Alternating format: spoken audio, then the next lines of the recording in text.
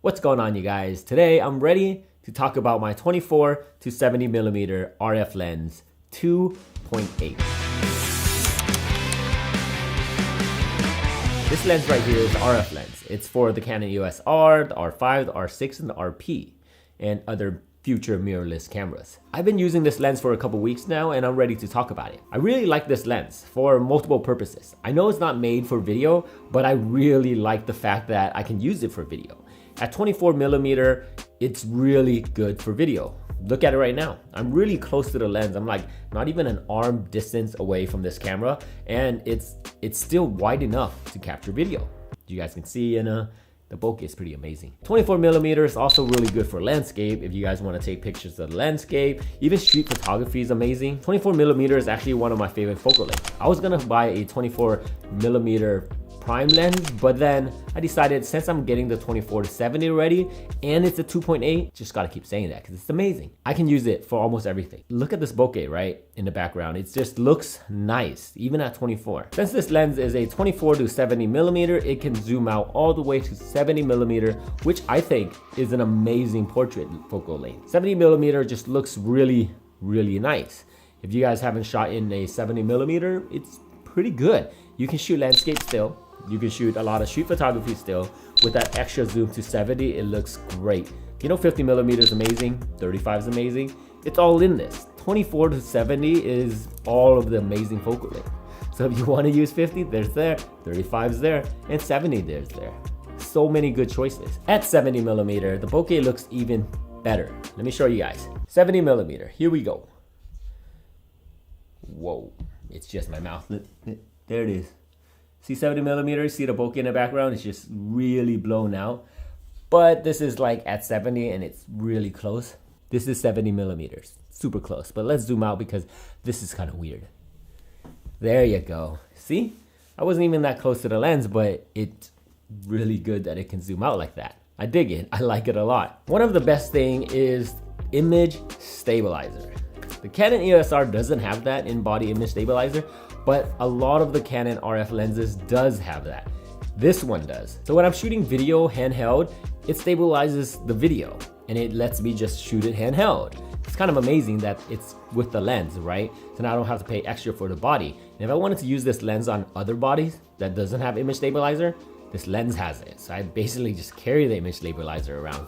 It's pretty awesome that a lens comes with it. One of the things that I like about this lens, and you know, it's not a huge thing, but I love the fact that it has a lens lock. So on the side of the lens, you can lock the zoom. If you want to store the lens in your backpack, in your luggage for when you travel, you know that it won't zoom out. Just lock that lens and it stays like that. And sometimes I want to keep it at 24, so I lock the lens and it just stays at 24. Whatever reason when you use it for, it's just really awesome to even have that lock there. I've used this lens a few times now and I love the 2.8. If you guys don't know what that 2.8 even means, that's the f-stop. That is the aperture. You see this bokeh in the background? Because it's 2.8, that's what you guys see in the background, the bokeh.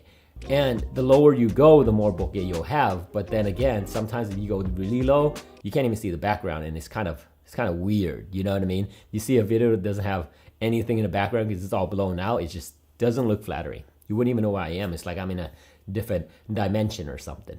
It's kind of, you know, weird. With this, you know that I'm in my room, my computer's right there, my desk is here. You guys know that I'm here in my studio, in my office.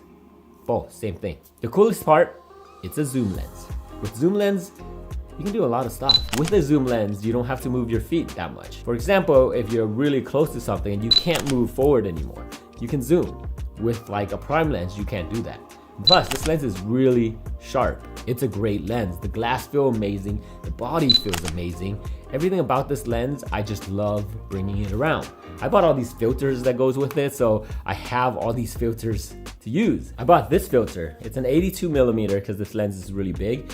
This filter right here is polarized, so it's really great for like landscape. And then I bought camera filters. These right here are ND filters, where you can, if you, let's say you shoot outside, really bright, I put these on and it becomes a dark area. What's that used for?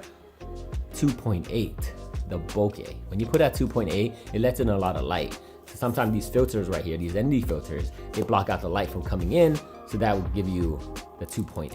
You can lower it down. We'll talk about that more in another video, but today, that's all I'm talking about, the 27mm. Well, I've said a lot of amazing things about this 24 to 70mm. What is the bad part about this 24 to 70mm? One, the price. It is $22.99. That is a hefty price. That is more expensive than my camera body, and it's just one lens. Another thing that I didn't like about this lens is, that's it, just the price. I really wish that it was 19 or 17. I think that would be amazing. But I understand why it's 22. It's such a great lens. It has so many features, and when you pick it up and use it, the whole camera now feels like a premium, high quality camera. And I really, really like it. If you guys are looking for a 24 to 70mm and you want to just stick with RF lenses, this is the one.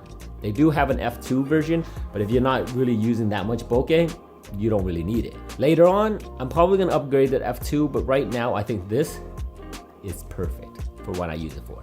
All right, let me know what you guys think in the comment below. If you guys are thinking about picking up this lens, or if you guys are going to pass and getting the f2 instead. My name's Andy. I will catch you guys in the next video. Make sure you subscribe and hit the like button.